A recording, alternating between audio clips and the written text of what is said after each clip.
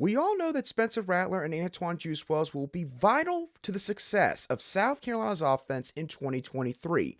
But which player is most important? You are Locked On Gamecocks, your daily podcast on the South Carolina Gamecocks, part of the Locked On Podcast Network, your team every day.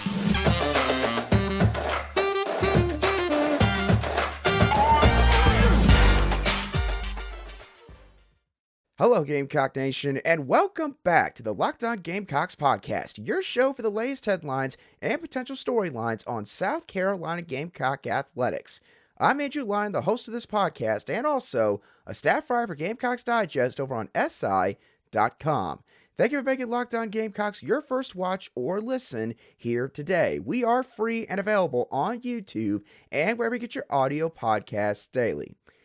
When it comes to sports in general, fans like to have a menagerie of debates between one another, and you'll typically find that one of these debates revolves around the idea of who are the most important players to a particular team. When it comes to the sport of football, that answer can be extremely subjective and relative to the current circumstances, because obviously you've got your fundamental five positions of the quarterback position, wide receiver, offensive tackle, edge rusher, and corner. But there's also the old cliche that, if you have just one player make a mistake on one side of the ball, which obviously encompasses 11 players, that's all it takes for a play to go horribly wrong. And so it's sort of difficult to pinpoint which players are most important. But for South Carolina's offense in 2023, there's no question the two most important players are Spencer Rattler and Antwane Wells.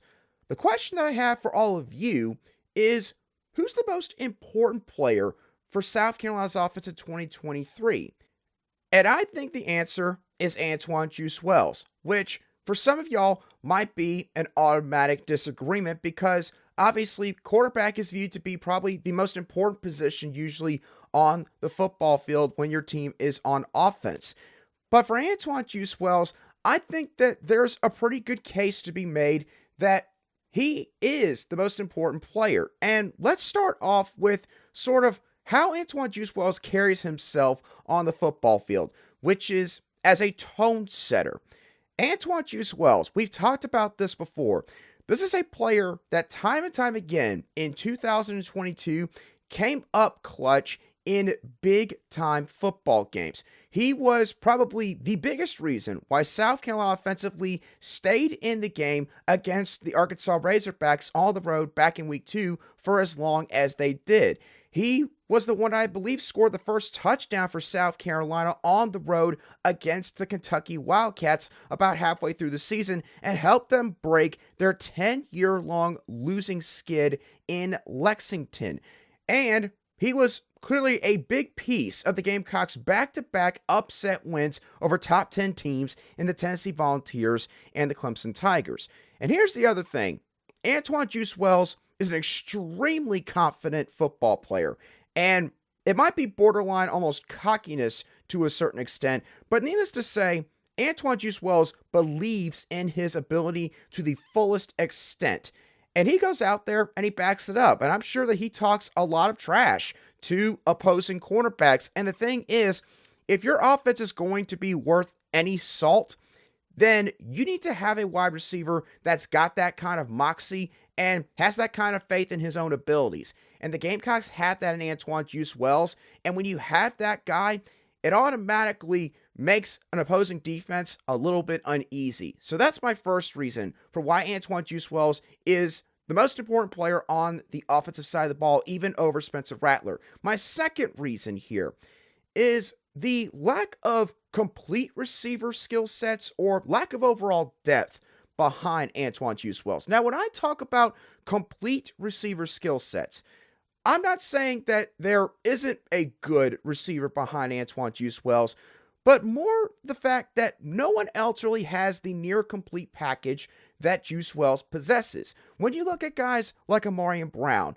Eddie Lewis, and Nicholas Harbor, who will be arriving on campus over the summer, all three of these guys, for the most part, are burners. Now, Eddie Lewis has a good release to his game and has some decent route running ability there, But for the most part, those guys are all known for their straight line speed. Xavier Legette, he is a physically imposing wide receiver who has also got a little bit of speed behind him, but it's his frame that really makes Xavier Legette really dangerous for opposing defensive backs. And then behind those guys, you've got 5 total game appearances when strictly talking about the offensive side of the ball and not counting in special teams. So, obviously, South Carolina, in terms of the experience factor, is a little bit top heavy at the wide receiver position in 2023. If there was an injury to Antwane Wells or Spencer Rattler, and obviously let's hope that that does not happen, but South Carolina would have a tougher time replacing Antwane Wells as a receiver than they would at quarterback with Spencer Rattler, in my opinion. Because at quarterback, you got a guy in Luke Doty that, yes, some people are still split on regarding whether or not he could be the guy in the future for South Carolina. Some have even already written him off. But Luke Doty has a ton of years of experience in this kind of offense. He's got dual threat ability, and he's a guy that has shown flashes, at least, of being a competent SEC starting quarterback. You've got a guy in Lenore Sellers behind him who, as he showed in the spring game, has loads of potential. And yes, he would be a true freshman if he were the guy after Spencer Rattler. But Lenore Sellers has athleticism to help bail him out of certain situations that a lot of other guys just don't have, especially at his size. And then you got Tanner Bailey, who also possesses a lot of skills at the quarterback position. You cannot say the same for the wide receiver position. So that's my second reason why Antwane's the most important player on offense. My final reason sort of carries over from my second point, which is what he can do to help open things up for the other guys in the passing game. Juice Wells is undoubtedly going to draw a lot of attention from opposing defenses in 2023. Opposing defensive coordinators are going to try to find ways to sort of limit what Antwane Juice Wells can do. In the sense, you're probably not going to stop him completely, but you're going to try to slow him down. How could coaches possibly do that? Well, they could shade a safety over to his side of the field at all times, try to make it less likely they can beat you downfield on a shot play. They could call a lot more press man coverage if they've got the personnel to run that, which obviously means that he's getting jammed at the line of scrimmage, which can wear a wide receiver down over the course of a football game. And there's plenty of other things that opposing defensive coaches could probably do to try and, again, just limit what Antwane Juice Wells could do. So with all of that bearing in mind, that would open the door for a lot more one-on-one opportunities for guys like Xavier Legette, like an Amari Brown, like an Eddie Lewis, like a Nicholas Harper. And as I mentioned earlier, most of those guys, they are known for their speed. So that would be something that would bode quite well for South Carolina and their passing attack at the end of the day. So when you take all of those three reasons into account, his tone-setting ability on the offensive side of the ball, the lack of depth and complete skill sets behind him, and what he can therefore do for those guys, Antwane Juice Wells, in my opinion, is definitely the most important player on South Carolina's offense for 2023, even ahead of Spencer Rattler. Now, while those two guys are obviously going to be very important to this offense, another important position for this offense is going to be left tackle.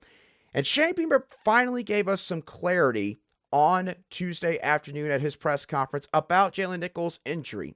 And needless to say, the news was not good. So what was the news, and where could South Carolina go from here? We'll dive into all of that in just a couple moments right here on Locked On Gamecocks. Today's show is brought to you by Built Bar. Now, I know that there's a lot of you out there that are probably wanting to find a new snack. You want to find something maybe besides the chips that you have or your favorite pretzels that you like to keep in your cabinet, something that you feel like is going to be healthier, that can help you reach your nutrition goals for 2023. And if you're looking for a snack like that, I've got just the thing for you in Built Bar. Built Bar is 130 calories. They pack 17 grams of protein and just 4 grams of sugar. But here's the thing. Built Bar is not like your generic protein bar. Built Bar is covered in 100% real chocolate. They got a ton of flavors to choose from. Churro, cookies and cream, mint chocolate, peanut butter. They've got puffs. They've got cookie dough. They've got coconut. You name it, Built Bar's got it. And you can buy these bars at Built.com, but you could also go to your local Walmart or Sam's Club and find Built Bars. If you go to Walmart, go to the pharmacy section, and you'll find yourself a 4-bar box of certain flavors. And if you go to Sam's Club, you can find a 13-bar box where you'll find stuff like peanut butter and churro. I promise you, you're going to thank me later because Built Bar is where tasty is the new healthy.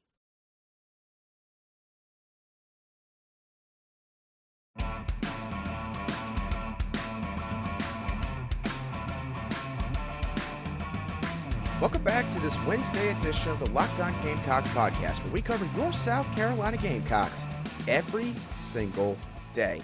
And thank you once again to all of you everydayers for making the Locked On Gamecocks podcast your first watch or listen here early in the morning, whether it's on YouTube or on your daily audio podcast apps. All right, let's talk about South Carolina's left tackle situation because Shane Beamer finally commented with specifics on what is going on with Jaylen Nichols and his knee injury that he suffered back in the spring game. We talked about this before on the show, trying to figure out whether or not he's going to miss part of the season or if he's actually going to be able to play starting in week 1 on September 2nd against the North Carolina Tar Heels. And with Shane Beamer's clarification he provided on Tuesday, it seems that the news isn't great for Jaylen Nichols. Here were Shane Beamer's comments on Nichols' injury situation. Jaylen specifically, as you guys saw in the spring game, suffered a pretty significant injury. He won't be ready for the beginning of the season. I'll say that, and optimistic that the recovery process will go well and we'll get him back. Hopefully, before the season is over. But he won't be ready to start the season. Now, obviously, this is not good news for South Carolina's offensive unit, considering the fact that Jaylen Nichols was the Gamecocks' most seasoned offensive lineman heading into this year, with all the game appearances and starts he has under his belt from his time as an SEC offensive lineman. And with what Shane Beamer said at his press conference on Tuesday evening, it seems like even if Jaylen Nichols was to come back in the middle of the season, that he probably wouldn't be starting for South Carolina because that would be a very tough ask of a guy to be out for that long, rehabbing from an injury, a lower body injury nonetheless, as an offensive lineman, and then thrust him into the starting lineup halfway through the season, going up against SEC-level competition. So we need to talk about guys now that could fill in that role this next year. And I've got a couple candidates that I'm going to talk about here, starting off with Jakai Moore. Now, there's a couple reasons why I think Jakai Moore playing left tackle makes sense here. First of all, Jakai Moore has experience here at the position. He has played in 20 games at that left tackle spot and made 12 overall starts in his career there. And the other thing is, Jakai Moore doesn't just have experience at left tackle, but he's got experience in this offense. An offense that for the last couple of years has been filled with pro-style concepts, which is now continuing under new offensive coordinator Dal Loggins. So Jakai Moore is not a guy that is drinking water from a fire hose, so to speak, and trying to digest the entire offense itself while also trying to digest maybe new responsibilities at left tackle, like another guy I'll talk about in a little bit.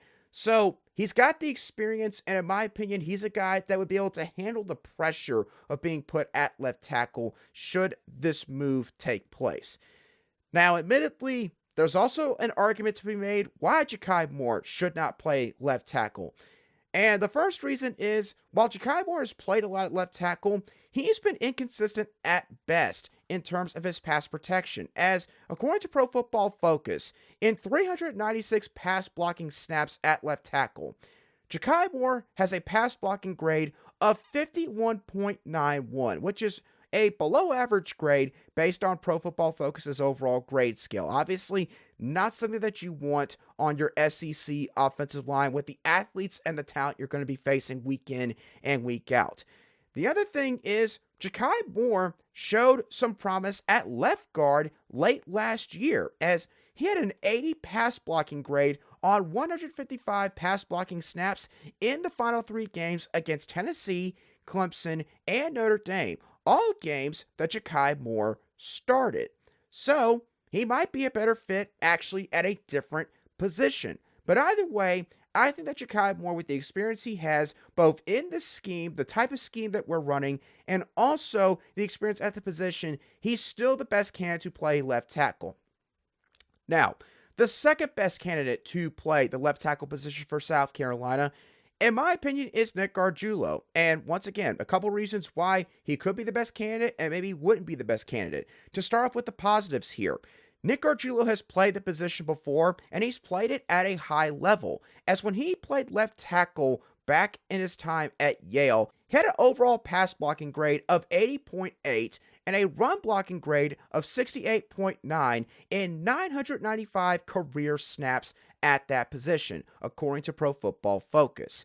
And the other thing is this, Gargiulo has been heralded as sort of the leader of the group, the guy that has sort of taken the mantle of being, again, the quote-unquote tone setter for the position unit. And you need a guy like that, obviously, with your offensive line every single year. And if Nick Gargiulo is that kind of guy, then you might want him to play one of the most important spots for you on the offensive line, which is that left tackle position. Now, there's also a couple reasons why this move would not make as much sense.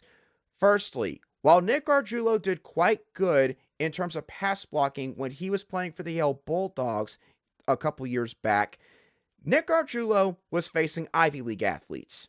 And we all know Ivy League athletes are not the same as SEC athletes. So, admittedly, there's no way of knowing how Nick Gargiulo would be able to handle the speed coming off the edge in the SEC week in and week out if he were to play that left tackle spot. We have to be fair about that. Here's the other thing. As far as I know, and as far as what's been reported overall, Nick Gargiulo was taking reps on the interior offensive line throughout all of spring practice. So, if you go into fall camp and you move Nick Gargiulo to left tackle, that is a new set of responsibilities and probably some different terminology that now you are thrusting upon him to learn pretty much within a month's time before you got to go play a decent week 1 opponent in the North Carolina Tar Heels. Now, again, he's a veteran offensive lineman, so maybe that kind of move would not take him completely off guard like it would a younger player, but still, that would be a bit of a learning curve probably for Nick Gargiulo to go back to left tackle under a new coaching staff and on a new football team facing much better competition than he did when he was with Yale. The final candidate to play left tackle for this season might surprise some of you, but I got Markee Anderson listed here as that third candidate. Now, a couple of reasons why this move would make sense. Markee Anderson has by far the highest ceiling out of all the players I have listed to this point, and maybe the highest ceiling out of all the offensive linemen that are currently on South Carolina's roster. So, Markee Anderson's got the talent, and he's got the potential. He also repped at left tackle in the spring. So this would not be a massive positional transition for the young true freshman. And he's been noted for being able to absorb information like a sponge, according to offensive line coach Lonnie Teasley, a guy that you do not have to tell too many times a certain concept or a term before he gets it and he has it nailed down. That's a good quality to have for an offensive lineman. Now, the reason why this would not make sense is quite obvious here. Markee Anderson has never played a snap in a college football game. He is a true freshman. And obviously, I've talked about this before, it is not easy for true freshmen to break the starting lineup and be able to handle this kind of strain and responsibility on the offensive line, especially in the SEC. And we saw it in the spring game. Obviously, you can't take a whole lot away from it being his first ever, unofficial game in front of fans. But Elijah Davis and Brian Thomas Jr., they had their way with Markee Anderson in pass protection while he was at left tackle. Now, again, I think it says a lot that he got put there in the first place by this coaching staff. And clearly, he is a true freshman. And he actually should still be in high school right now. So he's got plenty of time to develop. You should not make any long-term judgments based off of the spring game alone. But obviously, if he were to play left tackle in year one, you would probably be having a lot of either hits or really big whiffs on every given play throughout an entire football game. All right, now let's move on from South Carolina's football roster itself, and let's talk about the latest addition to South Carolina's coaching staff in new defensive line coach Travian Robertson. Now, Travian Robertson had his introductory press conference on Tuesday evening, one that I was able to go and attend. And when attending this press conference, my main takeaway was this. Travian Robertson's connections to South Carolina certainly helped him along the way and led him to getting this job, in part because of the relationship he has with Shane Beamer. But Travian got this job also because he fits the exact mold of an assistant coach that Shane Beamer is looking for. There were multiple things I picked up on when listening to Travian Robertson's comments to the media on Tuesday evening. Travian Robertson is a student of the game. This is a guy that lives and breathes the game of football. You want to know how much of a student of the game he is?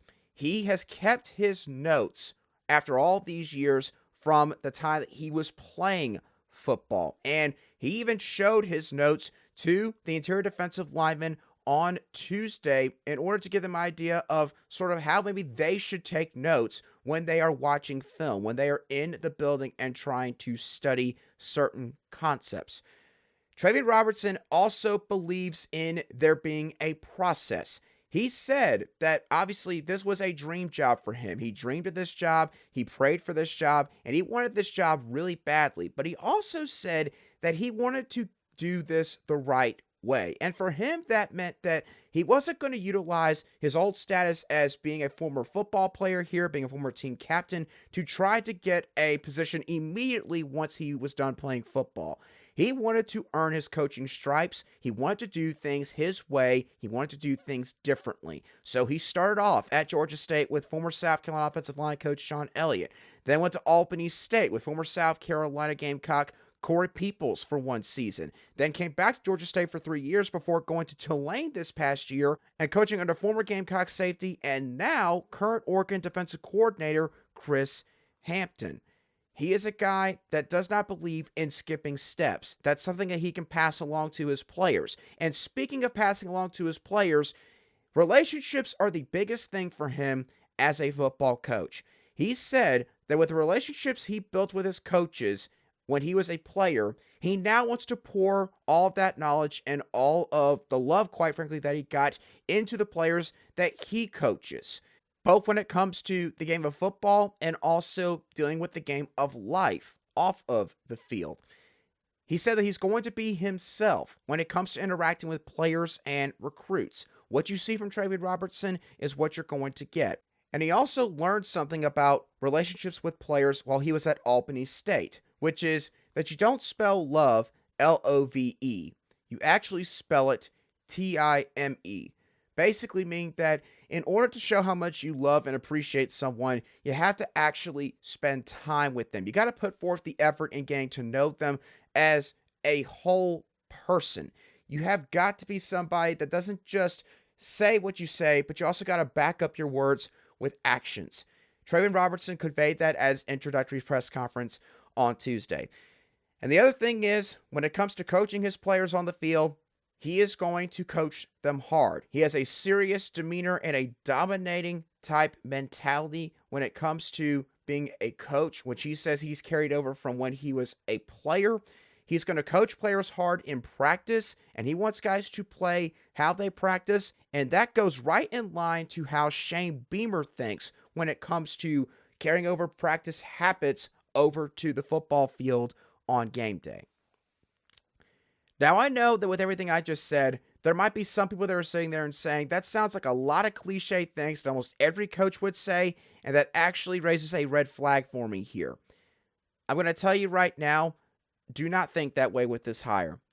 In my opinion, this is a home run hire by Shane Beamer at the defensive line coaching position by bringing back Travian Robertson. This is a guy that is humble. This is a guy that is grateful. This is a guy that has worked hard to get this position. Again, as he mentioned, he did not want to basically be handed this position. He wanted to be someone that actually earned his stripes in the coaching ranks, earned the right to get this spot. And that's exactly what he did. Travian Robertson was a guy that at times was, in my opinion, really having to try hard to withhold his true emotions about this, which is basically every emotion you could possibly think of. You know, having one of those cathartic moments where you think back to a former time where maybe you were at a certain workplace, or maybe you were in a certain town, or maybe you met that special someone and then you, for whatever reason, you don't take the chance during that time, the first go round, and then you meet them years later and all those feelings just come back. And I think that that's what's going on with Travian Robertson. That's what happened yesterday at his press conference. And it was 100% genuine. And it was really cool to see just how much this guy is so happy and excited to be back here. I think that there will be obviously a lot of people outside of South Carolina's fan base that will question, whether or not this was just a feel-good type hire, to say the least, from Shane Beamer. I can promise y'all that is certainly not the case. Travian Robertson has got a ton of likable, positive qualities to himself as a coach on the field and as a coach when it comes to how he's going to attack the recruiting trail. I could see South Carolina getting better in terms of recruiting just because it's going to mean a little bit more to Travian Robertson than it did to Jimmy Lindsey. And that's not to say Jimmy Lindsey did not work hard on the recruiting trail. Certainly not saying that. But Travian Robertson played at South Carolina. It's just going to be a little bit different for him than it was for Jimmy Lindsey. And Shane Beamer said this at his press conference as well before Travian Robertson took the podium. He said that he feels like they can upgrade in every single facet here with the hire of Travian Robertson, which I thought was definitely eyebrow-raising, to say the least, that he said that. Which, again, I think speaks to just how strongly he feels about this hire and how strongly I think the fan base should feel about this hire. So my overall point with saying all this is, yes, Travian Robertson's connections, again, they still helped him get here to South Carolina. But that's not the only reason why he got this job. And it is certainly not the reason why he got this job. Travian Robertson earned this job. And he is a guy that is going to now go out there and try to prove that every single day from the time he starts his career at South Carolina to the time his career at South Carolina is over as an on-field coach. That's going to do it for today's show of the Locked On Gamecocks podcast. I hope y'all thoroughly enjoyed today's show, as always. Who do you think the most important offensive player is for South Carolina in 2023? Do you think it's Antwane Wells, or do you strongly disagree and believe it's Spencer Rattler? Who do you think should play left tackle for the Gamecocks with the recent update on Jaylen Nichols? And what are your overall thoughts on Travian Robertson and the press conference he had on Tuesday afternoon? Let me know all of your thoughts on those topics down below in the comments section if you watch today's show on YouTube. Or if you listen to today's show on an audio podcast app, you can shoot me a direct message on Twitter at @A_SC, and I'll try to respond to your message as quickly as I see it. And once again, thank you so much to all of you for listening or watching today's show from the Locked On Gamecocks podcast. I really and truthfully do appreciate each and every one of you. Have a great rest of your Wednesday, and I will catch y'all on the next show of the Locked On Gamecocks podcast.